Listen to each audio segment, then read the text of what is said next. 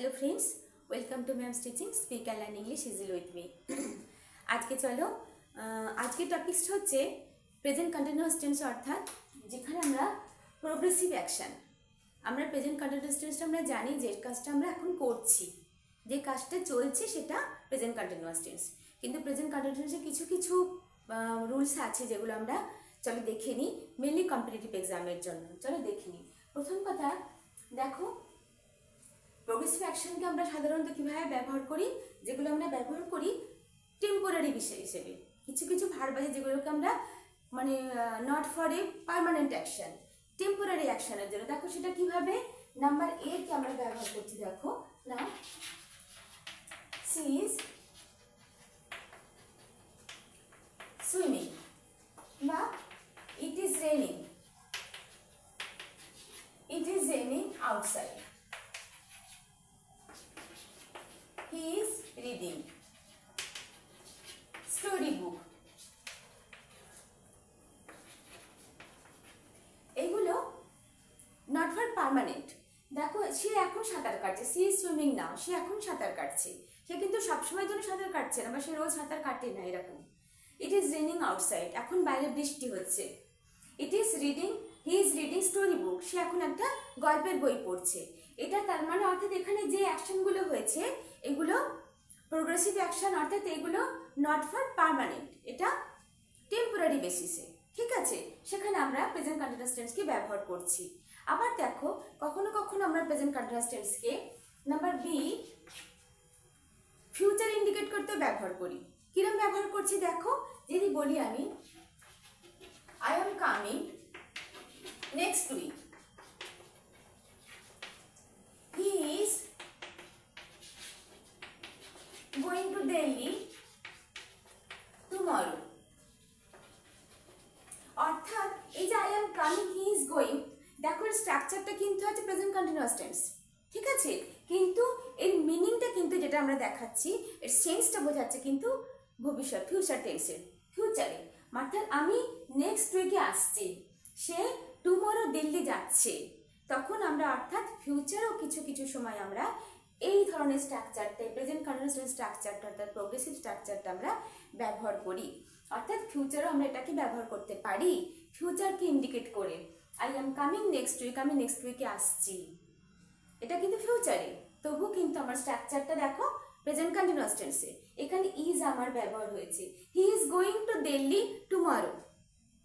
ওকে, এবার দেখো নেক্সট যেটা নাম্বার 3 আমি তোমাদের দেখাচ্ছি, যেটা কিছু কিছু ভার্ব আছে যেগুলোকে আমরা কন্টিনিউয়াস অর্থাৎ প্রোগ্রেসিভে ব্যবহার করতে পারি না, যেগুলো আছে স্টেটিভ ভার্ব ব্যবহার হচ্ছে। ঠিক আছে, যেগুলোতে আমরা আইএনজি বা সেন্টেন্স সাবজেক্টের পরে আমরা বি ভার্ব ইউজ করতে পারি না, সেগুলো তোমরা দেখে নাও।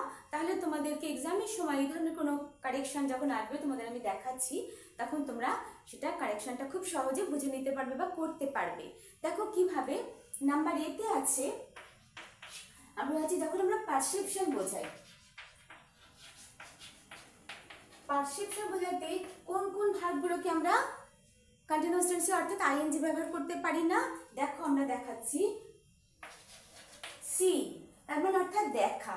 ঠিক আছে, তার মানে সি এর পর আমরা কি করি হেয়ার, তারপরে কি আছে প্রেফার।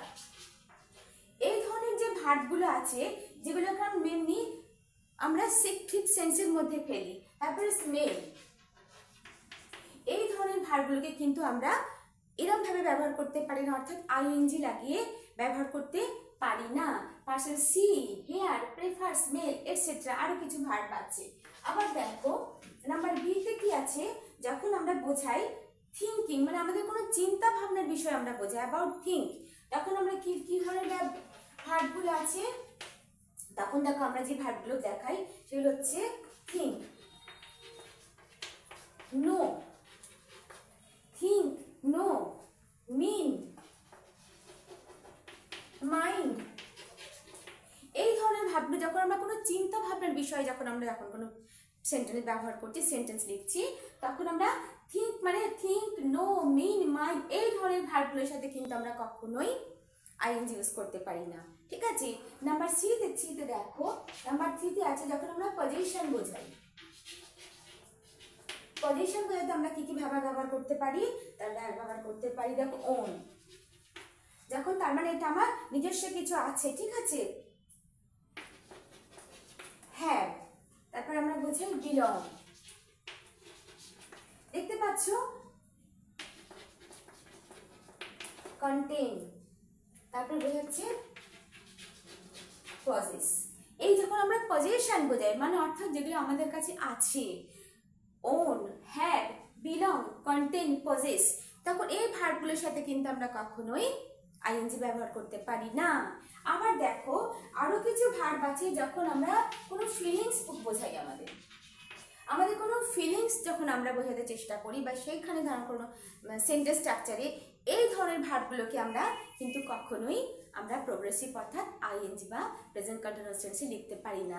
যেরকম ধরো বিলিভ, বিলিভ, লাইক, লাভ, তারপরে হচ্ছে হেট, ঠিক আছে, তারপরে হচ্ছে উইশ। তাহলে আমরা এই ধরনের এই ভার্বগুলোকে আমরা এগুলো তোমরা একটু লিখে নিতে পারো। Perception is see, hear, prefer, smell et cetera, এই ভার্বগুলো আছে যেগুলোর সাথে আমরা আইএনজি ব্যবহার করতে পারি না। নেক্সট যখন আমরা থিঙ্ক অ্যাবাউট, থিঙ্ক কোনো সেন্টেন্স লিখতে চাই, think, think, know, mean, mind. Okay, next দেখো পজিশন বোঝাতে আমাদের কিছু আছে বা তোমার কিছু আছে, own, have, belong, contain, possess. তারপরে দেখো যখন আমাদের কোনো ফিলিংস, আমাদের অনুভূতিকে আমরা এক্সপ্লেন করতে চাই, তখন আমরা কি ব্যবহার করি, believe, like, love, hate, wish. এই ধরনের ভার্বগুলো কিন্তু কখনোই তোমরা আইএনজি ব্যবহার করতে পারবে না। এগুলো একটু লিখে নাও বা তোমরা স্ক্রিনশট নিয়ে নাও। আবার বলছি, রিপিট করছি, perception, see, hear, prefer, smell et cetera. Think বোঝাতে think, know, mean, mind. Next position বোঝাতে own, have, belong, contain, possess. Next feelings বোঝাতে believe, like, love, hate, wish. এছাড়াও আর কিছু ভার্ব আছে, সেগুলো আমি দেখাচ্ছি, দাঁড়াও লিখে দিচ্ছি। সেগুলো হচ্ছে look, stand, look, stand, feel, look, stand, feel, তারপরে হচ্ছে বিকাম, এটসেট্রা। ঠিক আছে, তাহলে এই ভার্বগুলোকে তোমরা মাথায় রাখবে, এগুলোকে আমরা কখনোই প্রোগ্রেসিভ অর্থাৎ প্রেজেন্ট কন্টিনিউয়াস টেন্সে ব্যবহার করতে পারি না। এবারে দেখো কিছু সেন্টেন্স স্ট্রাকচার আমি তোমাদের দেখাচ্ছি, যেগুলোতে তোমরা বুঝতে পারবে, তোমাদের কাছে ক্লিয়ার হয়ে যাবে ব্যাপারটা আরো। ঠিক আছে, এবার দেখো,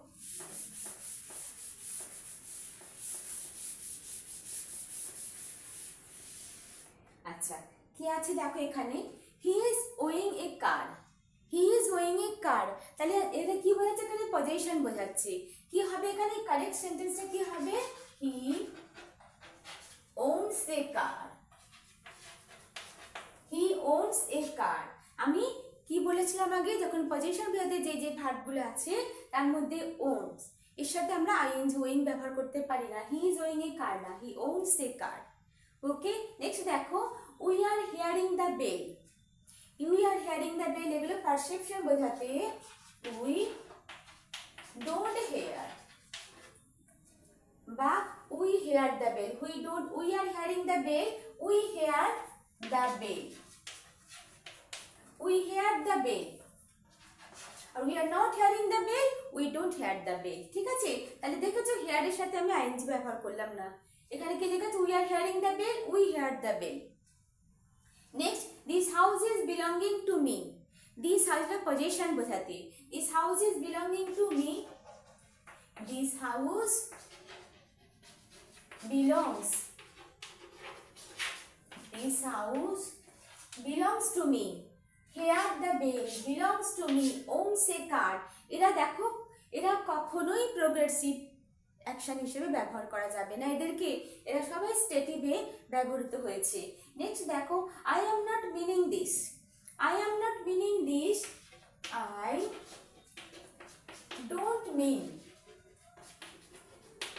I don't mean this, I am not meaning this, I don't mean this, understood? I am having no house to live in. I am having no house to live in. No.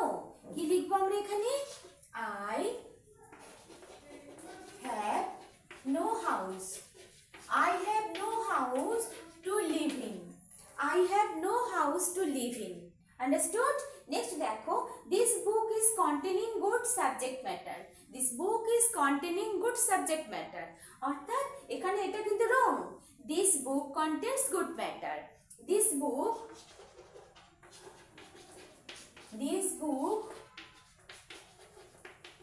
contains good subject matter.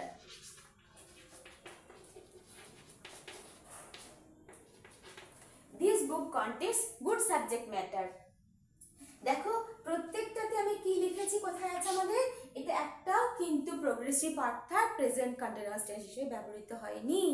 যে আমি ভার্বগুলো তোমাদের লিখালাম আর যে রুলসগুলো আগে দেখালাম সেগুলোকে minutely লক্ষ্য করো, minutely দেখো। আর যে ভার্বগুলোকে আমরা প্রোগ্রেসিভে ব্যবহার করতে পারি না, যেগুলো আমি লিখে দিয়েছি সেগুলো তোমরা একটুখানি মুখস্থ করে নিও, মনে রেখেও কোনটা কোন হিসেবে। তাহলে তোমাদের করতে বা যখন কারেকশন করার জন্য ইনকারেক্ট কারেক্ট থাকবে, তাহলে তোমরা খুব সহজেই সেগুলোকে সলভ করে দিতে পারবে। হি is owning a car, he ওনস A car. We are hearing the bell, we heard the bell. This house is belonging to me, this house belongs to me. I am not meaning this, I don't mean this. I am having no house to live in, I have no house to live in. This book is containing good subject matter. This book contains good subject matter. Understood? তাহলে এমন কিছু verb আছে যেগুলোকে আমরা as a progressive অ্যাকশনে ব্যবহার করতে পারি না।